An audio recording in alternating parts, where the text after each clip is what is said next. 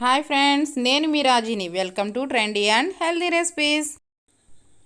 ఈరోజు మనం home made biryani masala ready చేసుకుందామండి. ఇంట్లో ఏ విధంగా తయారు చేసుకోవాలో బిర్యానీ మసాలా చూపిస్తాను నేను. ఇది నాన్ వెజ్ రెసిపీస్లోకి బిర్యానీలోకి కూడా చాలా బాగుంటుందండి. సరే అండి, ప్రాసెస్ చూపిస్తాను. ఒక కప్పు ధనియాలు వేసుకుందామండి.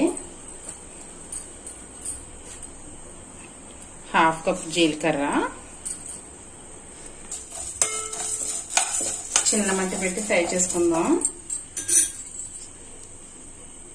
అనాస పువ్వు అండి, బిర్యానీ ఆకు, స్టార్ ఫ్లవర్,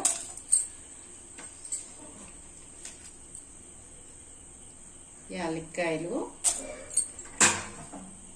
దాల్చిన చెక్క అండి. ఇది ముక్కలు చేసుకుందాం.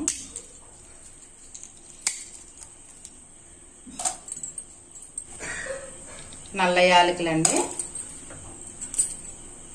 ఇవి లవంగ మొగ్గలు, ఎండుమిర్చి,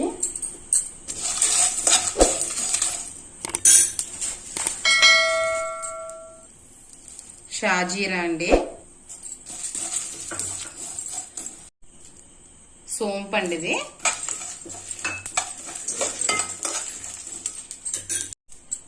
మరాఠీ మొగ్గలు, జాజికాయ అండి, ముక్కలు చేసి వేసుకుందాం. ఇంకొంచెం జాజికాయ ముక్కలు చేసి వేసుకుందాం. గసగసాలండి,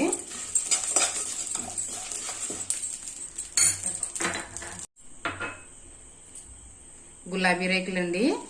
ఇది హైబ్రిడ్ గులాబీ కాదండి, మామూలు దేశవాళీ గులాబీ రేకులండి. ఇవి ఎండిన గులాబీ రేకులు.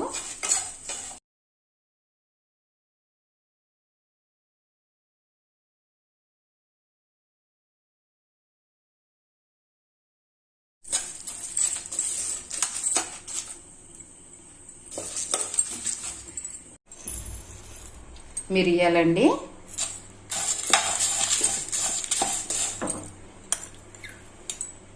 కసూరి మెతి. బిర్యానీకి మంచి ఫ్లేవర్ వస్తుంది కసూరి మెతి వేసుకోవడం వల్ల. ఇవన్నీ కొంచెం ఫ్రై అయిన తర్వాత ఇవన్నీ కొద్దిగా ఫ్రై చేసుకుందామండి. సరేండి, ఫ్రై అయిపోయినాయి. ఇంకా స్టవ్ ఆఫ్ చేసేస్తున్నాను. చల్లారిన తర్వాత మిక్సీ పట్టుకుందామండి. చల్లారిపోయినాయండి, ఇప్పుడు మిక్సీ పట్టుకుందాం. ఇవన్నీ చల్లారిపోయినాయండి, మిక్సీ పట్టుకుందాం. ఇప్పుడు కొద్దిగా కళ్ళుప్పు వేసుకుంటున్నానండి. కళ్ళుప్పు లేకపోతే సాల్ట్ అయినా వేసుకోవచ్చు. మళ్ళీ మిక్సీ పట్టుకుందాం ఒకసారి. మిక్సీ పట్టేసిన తర్వాత కొద్దిగా చల్లారిన తర్వాత ఇలా గార్చెస్ అలా వేసి ఉంచుకుంటే ఎన్ని రోజులైనా చాలా ఫ్రెష్గా ఉంటుందండి. మీరు బయట కొన్న బిర్యానీ మసాలాలో టేస్టింగ్ సాల్ట్ ఎక్కువగా కలిపేస్తాడండి. మీకు బయట కొన్న బిర్యానీ మసాలా టేస్ట్ యాజ్ టీజ్గా కావాలంటే అందులో మీరు ఒక హాఫ్ కప్పు అజినమోటో లేకపోతే టేస్టింగ్ సాల్ట్ ఏదైనా ఒకటే అది కలిపేస్తే ఇంకా సేమ్ యాజ్ టీజ్గా అదే టేస్ట్ వస్తుంది. అది అంటే నేను మంచిది కాదని చెప్పి వేయలేదు. సరే ఫ్రెండ్స్, తప్పకుండా ట్రై చేయండి. ఏ విధంగా వచ్చిందో కామెంట్ సెక్షన్లో తెలియచేయండి. Bye friends. Thank you for watching. Please like, share and subscribe my channel.